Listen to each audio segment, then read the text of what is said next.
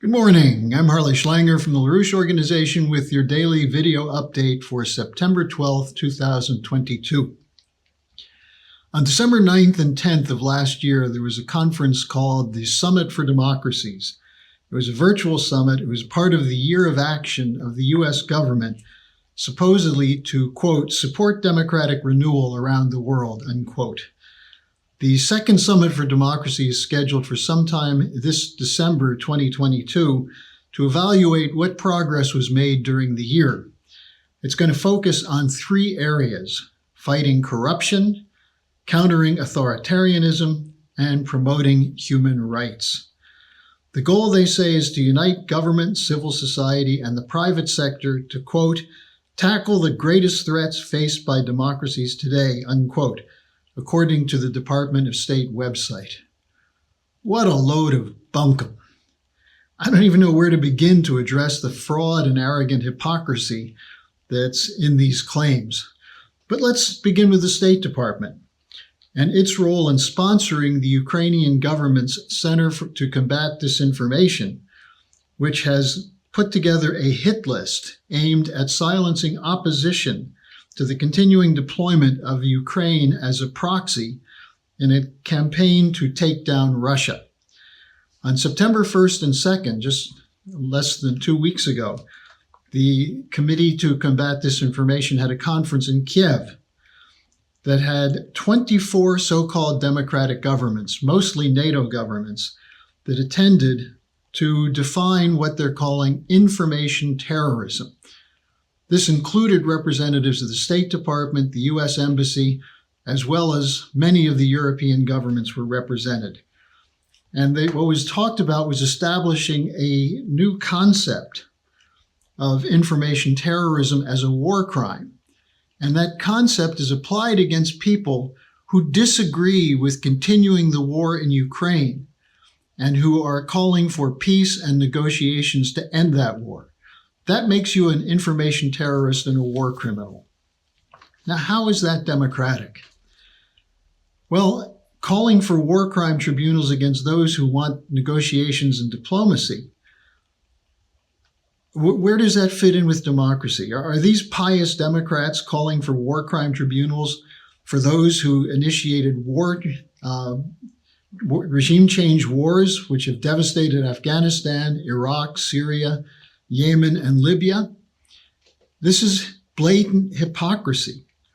How about sanctions which kill children in large numbers in order to destabilize governments which refuse to knuckle under to the demands for submission to an anti-sovereign rules-based order that's essentially a banker's world government? Do those sanctions that are killing thousands, millions actually, of children in the world, do they not qualify as war crimes? Now, one of the nations at the forefront of this is the United Kingdom. Boris Johnson was one of the initiators, along with the Atlantic Council, which is made up largely of British and American military-industrial complex representatives, including from corporations. Well, the United Kingdom is now consumed by the pomp and circumstance surrounding the death of Queen Elizabeth II.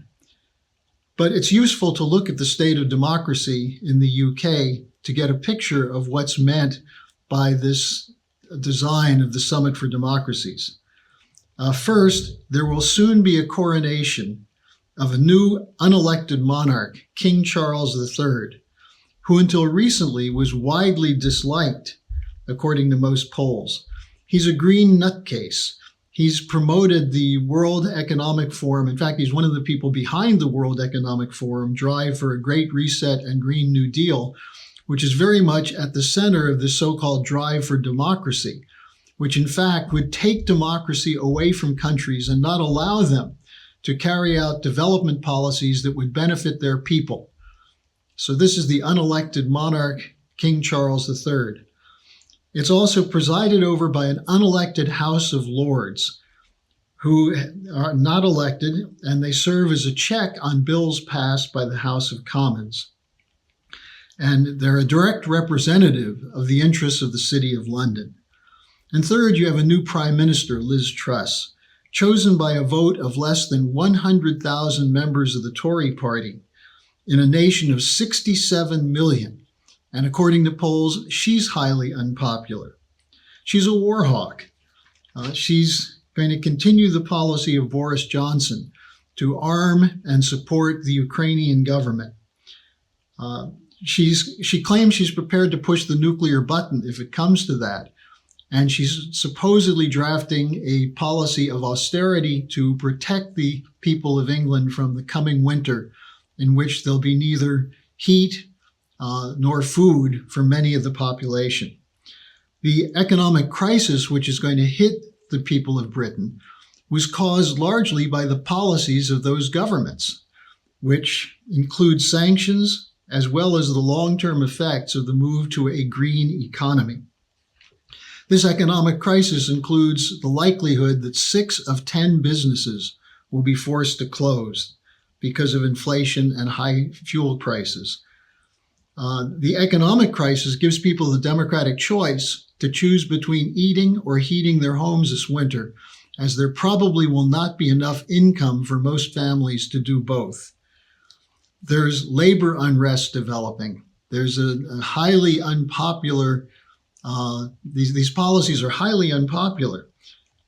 But there's no check on the independence of the real power in the United Kingdom, which is the City of London, which is free to engage in derivative speculation, in short selling on commodity markets, driving prices up or down for the benefit of its members in the financial cartels.